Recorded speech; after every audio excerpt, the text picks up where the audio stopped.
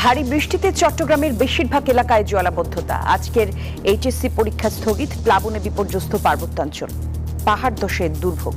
সব বিজ্জা মাঠে রয়েছে, দুটো কার্টন মাটন টোয়াইতাম, প্রথম টোয়া খাইতাম, এটিও শেষ।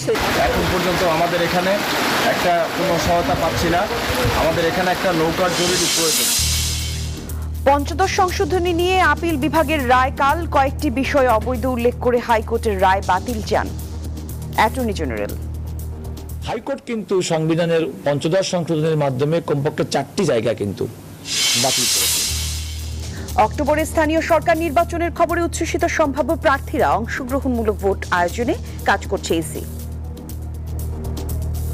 As an entry point to democracy, the election definitely has to undergo continuous review and rigorous. বিদেশি বিনিয়োগ বাড়লেও ঘানা উগান্ডার চেয়ে পিছিয়ে বাংলাদেশ। এশিয়ান ক্লিয়ারিং ইউনিয়নের বিল পরিশোধের পর কমেছে বৈদেশিক মুদ্রার রিজার্ভ।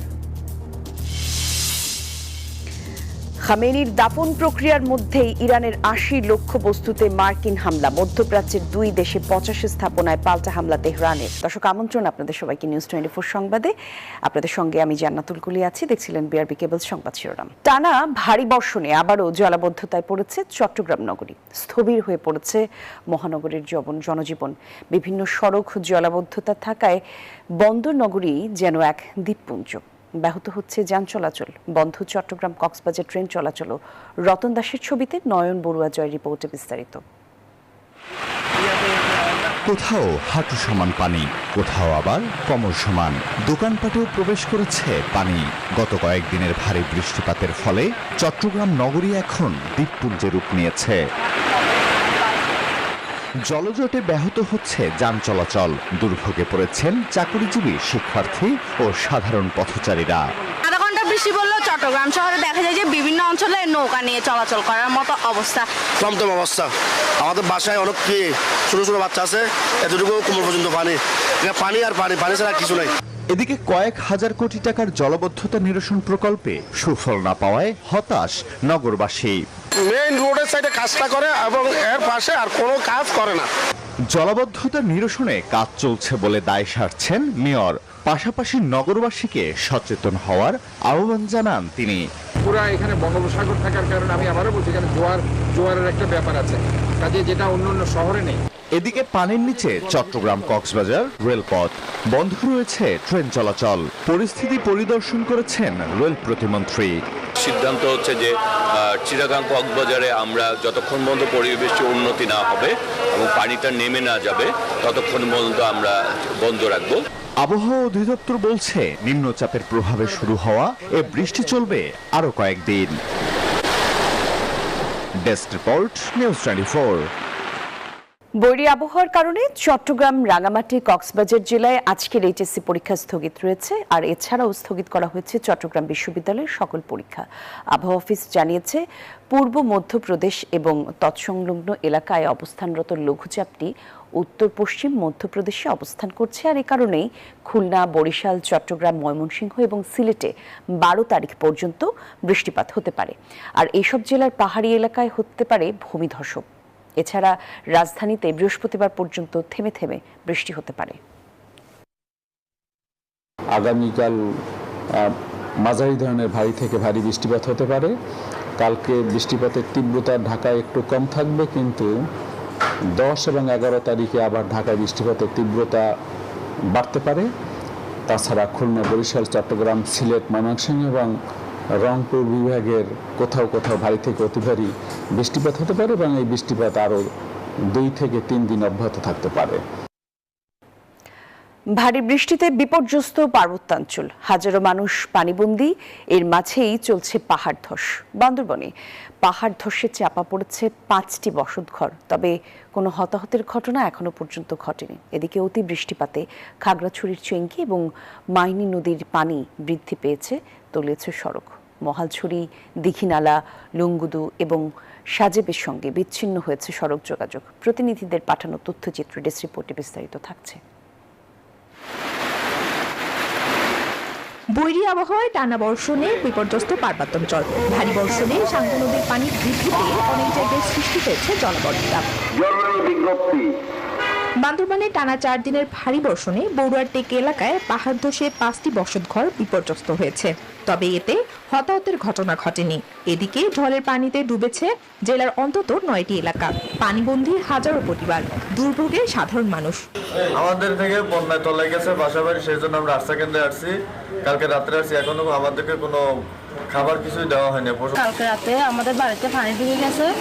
আমাদের জিনিসপাতি আমরা বের করতে পারি না, অনেক কিছু বন্যার পানিতে ভেসে গেছে। খাগড়াছড়িতেও পাহাড়ি ঢলে নদীর পানি বৃদ্ধি পেয়ে তলিয়েছে দীঘিনালার মেরু ও কবাখালী ইউনিয়ন সহ বেশ কিছু নিম্নাঞ্চল। বিচ্ছিন্ন হয়ে পড়েছে খাগড়াছড়ির সঙ্গে রাঙ্গামাটির সড়ক যোগাযোগ। বন্ধ রয়েছে মহলছড়ি, রংদু ও সাজেকের সড়ক। বিপাকে পড়েছেন সাধারণ মানুষ।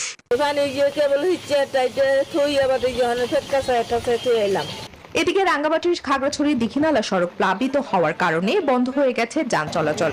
একই সাথে পাহাড় ধসে বাঘাইছড়ি ও সাজেক সড়ক বিচ্ছিন্ন রয়েছে। চরম দুর্ভোগে সাধারণ মানুষ। পথ বিচ্ছিন্ন হয়ে গেছে, 1 নম্বর পথ বিচ্ছিন্ন হয়ে গেছে, ওইখানে মানুষ চলাচল করতে পারতেছে না। টানা ভারী বর্ষণের কারণে আমাদের এই অঞ্চল পানিতে প্লাবিত হয়ে অনেক পরিবার পানিবন্দী। এদিকে কক্সবাজারে টানা বর্ষণ এখনো অব্যাহত রয়েছে। তবে আগের তুলনায় বৃষ্টিপাত কিছুটা কমলেও পাহাড় ধসের ঝুঁকি এখনো কাটেনি। Desk report, news 24। বৃষ্টি পরবর্তী আরো বিস্তারিত তথ্য জানতে আমরা বান্দরবনের পার্বত্য জেলায় যেতে চাই। আমাদের সহকর্মী নাইমাল জিকো সেখানে আছেন। জিকো, একটু জানাবেন এখন পার্বত্য অঞ্চলের পরিস্থিতি কেমন দেখতে পাচ্ছেন? পাহাড় ধসের অবস্থা কেমন?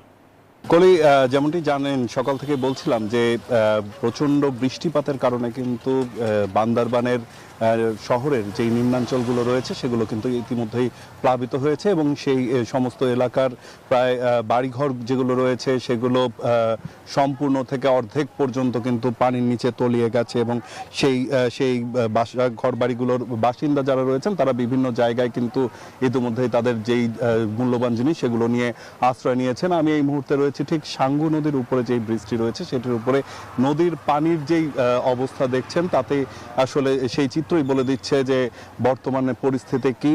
এবং আমরা আবহাওয়া অধিদপ্তর যতটুকু বলছে যে পানি হলো বিপদসীমার উপর দিয়ে প্রবাহিত হচ্ছে এবং যার ফলেই কিন্তু এই প্লাবিত হয়েছে এই বান্দরবান উপজেলা শহরের নিম্নাঞ্চলগুলো এবং সেগুলোতে পানিবন্দী হয়ে পড়েছেন বহু মানুষ। এখানে মানুষজনের মূল যেই সংকটটি হয়েছে বিশুদ্ধ পানি পান করার যেই সংকট সেটি কিন্তু তৈরি হয়েছে, পাশাপাশি খাদ্য সংকট এবং একই সাথে কিন্তু তৈরি হয়েছে জীবিকার সংকট। যারা দিন আনে দিন খায় এমন দিন মজুররা কিন্তু অনেকেই বেকার হয়ে পড়েছেন, যার কারণে কিন্তু তারা প্রতিদিনের যেই আয় সেটি থেকে যেমন বঞ্চিত হচ্ছেন তেমনি কিন্তু খাবারের যেই সংকট সেটিতে কিন্তু তারা ভুগছেন। এবং যদি বলি যে এখানে যেই ঝিরিটি রয়েছে বান্দরবান শহর থেকে যেই পাহাড়ি ঢলটা নেমে আসে সেই মিসকি ঝিরি যেটি শহরের মাঝখান দিয়ে প্রবাহিত হয়েছে সেই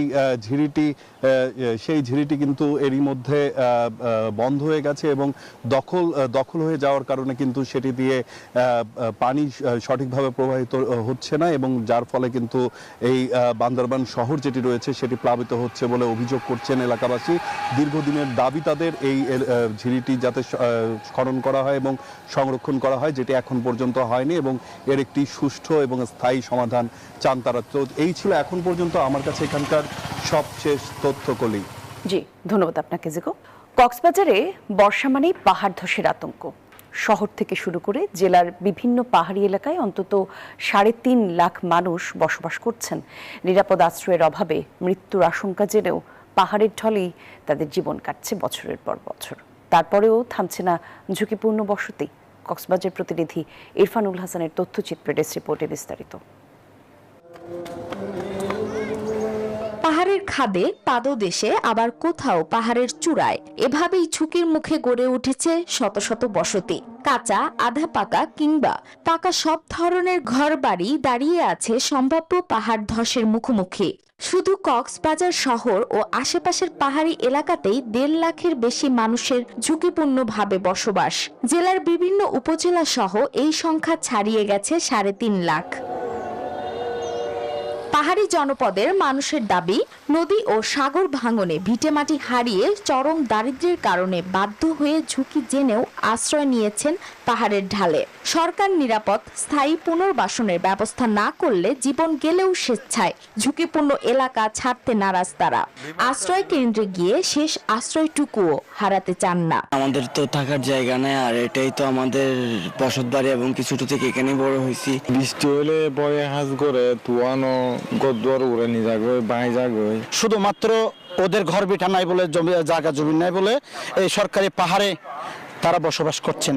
স্থায়ী পুনর্বাসনের কার্যকর পরিকল্পনা না থাকায় প্রতি বছর মৃত্যু বাড়ছে বলে দাবি পরিবেশবাদীদের। তাদেরকে শুধু বর্ষাকালে নয়, তবে আগে থেকে তাদেরকে সরিয়ে দেওয়া প্রয়োজন এবং তাদেরকে পুনর্বাসন করা প্রয়োজন।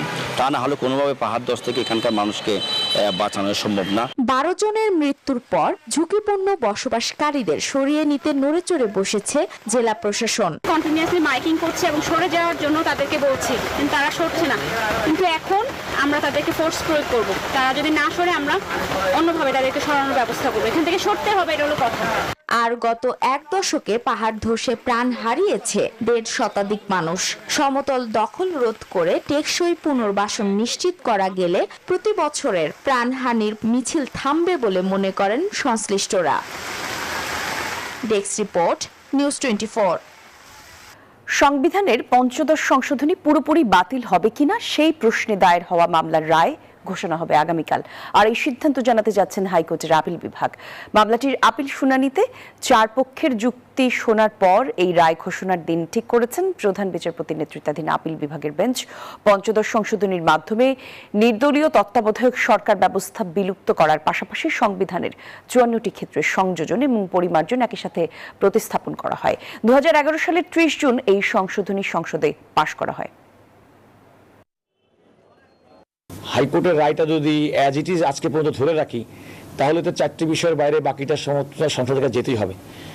দেশের সর্বোচ্চ আদালত সুপ্রিম কোর্টের আপিল বিভাগ বাংলাদেশের মাননীয় প্রধান বিচারপতি সহ 4 বিচারপতি সমন্বয়ে গঠিত বেঞ্চ, পূর্ণাঙ্গ বেঞ্চ এর শুনানি করেছেন এবং শুনানির পরে তাদের রায়ের যে পর্যবেক্ষণ হবে, রায়ের যে অপারেটিং পার্ট হবে, তার উপরে সংসদ নিশ্চয়ই ইচ্ছে অনুযায়ী পরবর্তী সংবিধানের সংশোধনী এবং সংবিধানের প্রয়োজনীয় সংশোধনের ক্ষেত্রে তারা কাজ করবে।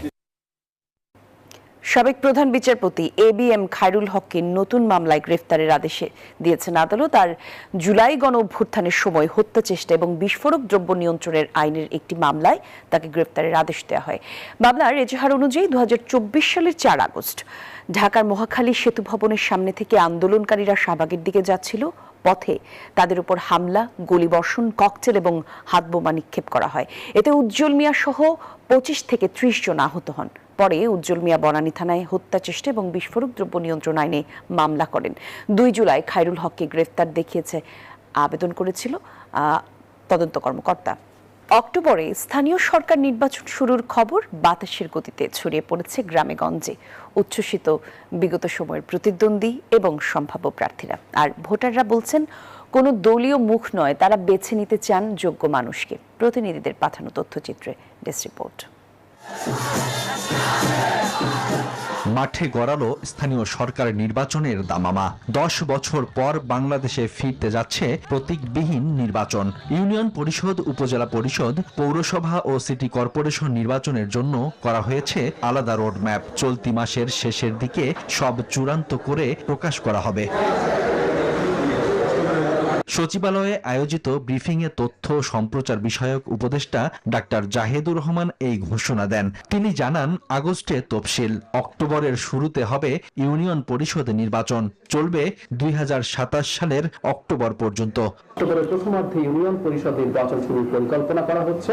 অনেকের সংশয় থাকলেও নির্বাচনী এই ঘোষণার রং ছড়িয়ে পড়েছে মাঠেও। বিগত স্থানীয় নির্বাচনে প্রতিদ্বন্দ্বী ও সম্ভাব্য প্রার্থীরাও উচ্ছ্বসিত। দলের বাইরে প্রতীক ছাড়াই সুযোগ পাবে জাত চেনানোর। কোমর বেঁধে প্রস্তুতি নেয়ার পালা। নির্বাচনী ঘোষণায় দলীয় নেতাকর্মীরা উজ্জীবিত বলে জানান সাবেক এই উপজেলার চেয়ারম্যান। মনোনীত হই তাহলে আমি নির্বাচন করব এবং নির্বাচন করলে জনগণের ম্যান্ডেট ইনশাআল্লাহ আমি পাব। নির্বাচিত জনপ্রতিনিধি পেলে প্রশাসনিক কাজে গতি ফেরার পাশাপাশি নাগরিক ভোগান্তি কমবে বলে জানান সাবেক ওয়ার্ড কাউন্সিলররা। যারা প্রশাসনিক কর্মকর্তা আছেন এনারা জনগণের যে প্রত্যাশা এটা পূরণ করার জন্য মাত্র 5% পারেন, আর 95%ই পারেন না। এই নির্বাচনগুলো খুবই শীঘ্রই দেওয়া দরকার, অতি তাড়াতাড়ি দেওয়া দরকার। কারণ হচ্ছে জনগণ প্রচুর হয়রানি হচ্ছে। জাতীয় সনদ, মৃত্যু সনদ এবং এলাকার যেমন এই যে টিকাদান কর্মসূচি, এগুলো থেকে মানুষ বঞ্চিত হচ্ছে। নির্বাচনের মাধ্যমে নির্বাচিত হয়ে জনগণের সেবা করতে চান সাবেক ইউনিয়ন পরিষদের চেয়ারম্যানরাও। নির্বাচনের পূর্ব প্রস্তুতি নিচ্ছি, আমি জনগণের কাছে গিয়ে তাদের মতামত, তাদের সমস্যাগুলি শুনছি। স্থানীয় সরকারের নির্বাচন না হওয়া পর্যন্ত প্রশাসনিক স্থবিরতার সৃষ্টি হচ্ছে। 2015 সালে আইন সংশোধন করে রাজনৈতিক দলের প্রতীক নিয়ে স্থানীয় সরকার নির্বাচনের বিধান চালু হয়। 2016 সাল থেকে আনুষ্ঠানিকভাবে দলীয় প্রতীকে শুরু হয় ভোট গ্রহণ। 10 বছর পর এবার প্রতীকবিহীন নির্বাচনে ভোট দেবেন ভোটাররা। Desk report, news 24। ভবিষ্যতে আরো নিরপেক্ষ, অন্তর্ভুক্তিমূলক এবং অংশগ্রহণমূলক নির্বাচন আয়োজনের লক্ষ্যে কাজ করছে নির্বাচন কমিশন বলে জানিয়েছেন নির্বাচন কমিশনার আবুল ফজল মোহাম্মদ সানাউল্লাহ। সকালে রাজধানীর একটি হোটেলে নির্বাচন পর্যবেক্ষণ, সংস্কার এবং নির্বাচন ব্যবস্থা নিয়ে অংশীজনদের সঙ্গে আয়োজিত সংলাপে এসব কথা জানান তিনি। বলেন, বিভিন্ন পর্যবেক্ষক সংস্থার মূল্যায়ন এবং সুপারিশ গুরুত্বের সঙ্গে নেওয়া হচ্ছে। জাতীয় ও স্থানীয় সরকার নির্বাচন ভিন্ন আইনি কাঠামোর আওতায় অনুষ্ঠিত হয় উল্লেখ করে তিনি জানান, সংশ্লিষ্ট আইনগুলো পর্যালোচনা এবং সংস্কারের কাজও চলছে। নির্বাচন পরবর্তী মূল্যায়নও সম্পন্ন করছে কমিশন এবং সব অংশীজনকে সঙ্গে করে নিয়ে এগিয়ে যেতে তারা চাচ্ছেন।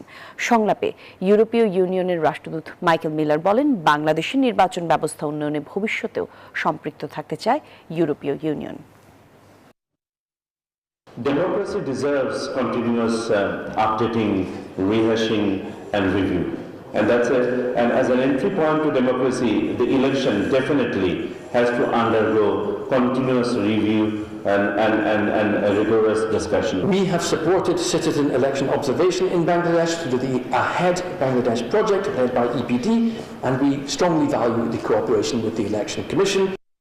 নির্বাচনে ষড়যন্ত্র করে 11 দলকে হারানো হয়েছে, আর এই ষড়যন্ত্রের অংশ অন্তর্বর্তী সরকারও, এমন মন্তব্য করেছেন বিরোধী দলীয় নেতা ডাক্তার শফিকুর রহমান। 11 দলের জুলাই গণঅভ্যুত্থানের চেতনা, গণভোটের রায় বাস্তবায়ন এবং জুলাই গণহত্যাকারীদের বিচারের দাবিতে রাজধানীর কাকরাইলে সেমিনারে এসব কথা বলেন তিনি। বলেন, নির্বাচনের ফলাফল মেনে নিলেও গণভোটের রায়কে অগ্রাহ্য করতে দিবে না তারা। আর গণভোটের রায় মেনে না নিয়ে বিএনপি জাতির সঙ্গে অন্তহীন প্রতারণা করছে।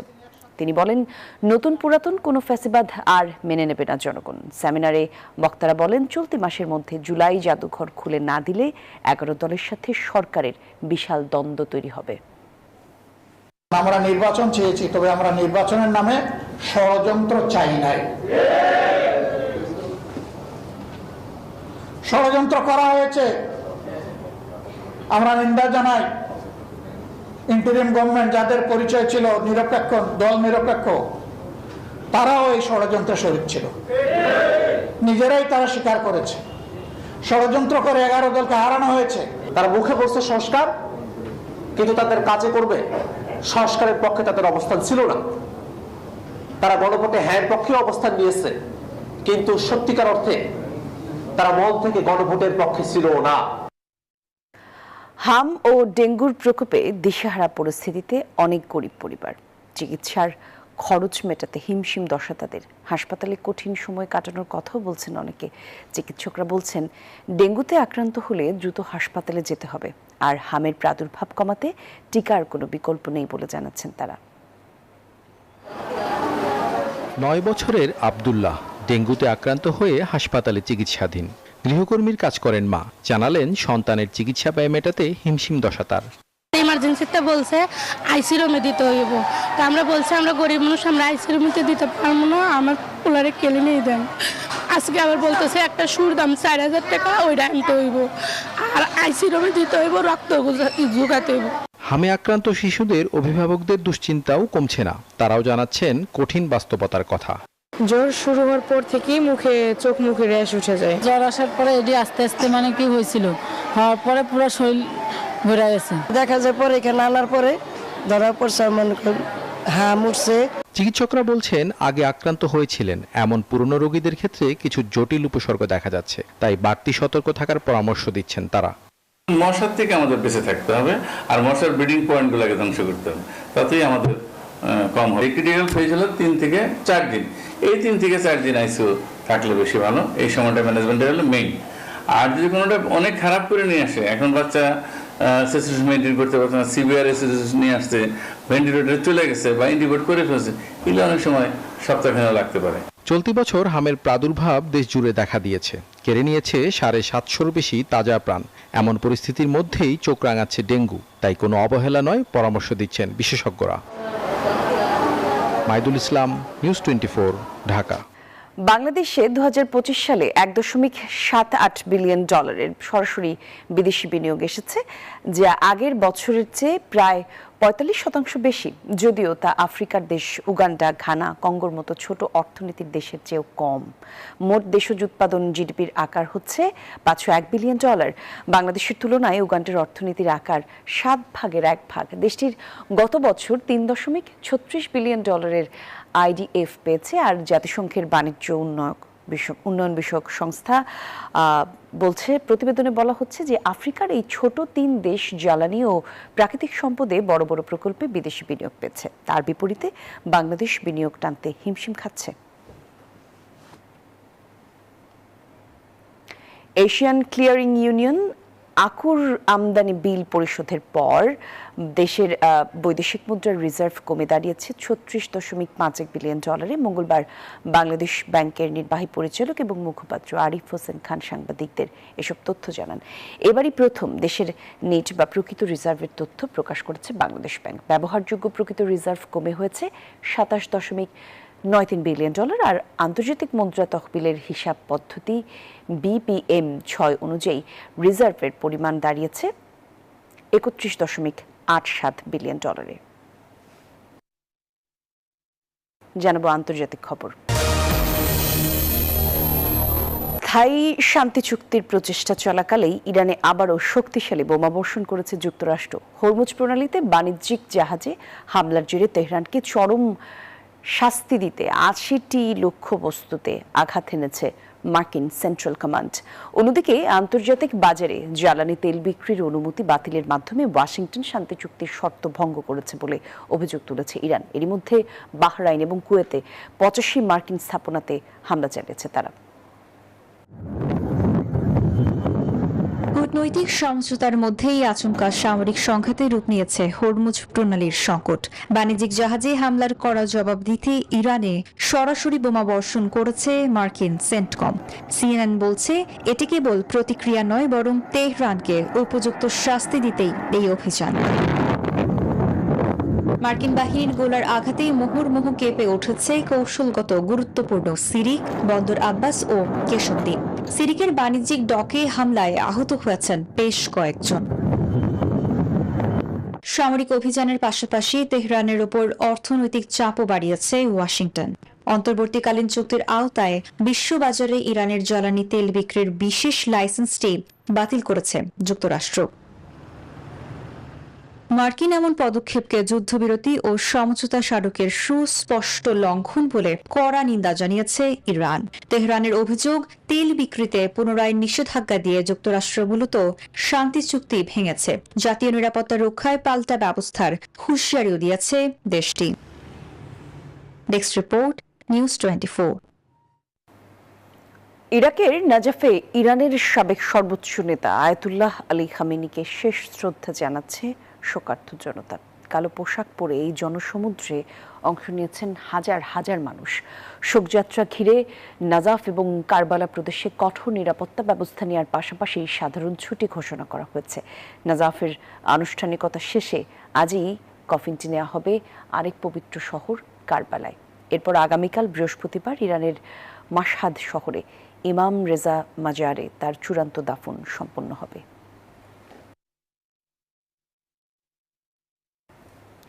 তুরস্কের রাজধানী আঙ্কারায় ন্যাটো শীর্ষ সম্মেলনের প্রথম দিনে ইস্তানবুলে বিক্ষোভ করেছেন কয়েকশো সাধারণ মানুষ। মঙ্গলবার তাকসিম স্কয়ার থেকে বেশিকাতাস পর্যন্ত মিছিল করেন তারা। এ সময় ন্যাটো এবং যুক্তরাষ্ট্র বিরোধী নানা স্লোগান দেওয়া হয়। বিক্ষোভকারীদের দাবি শুধু 2 দিনের এই সম্মেলনের বিরুদ্ধে নয়, বরং তুরস্কের ভবিষ্যৎ নিয়ে সাম্রাজ্যবাদী পরিকল্পনার প্রতিবাদ তারা করেছেন। অন্যদিকে আঙ্কারার সম্মেলনে ইউরোপের প্রতিরক্ষায় হাজার হাজার কোটি ডলারের অস্ত্র চুক্তির ঘোষণা দিয়েছেন ন্যাটো নেতারা।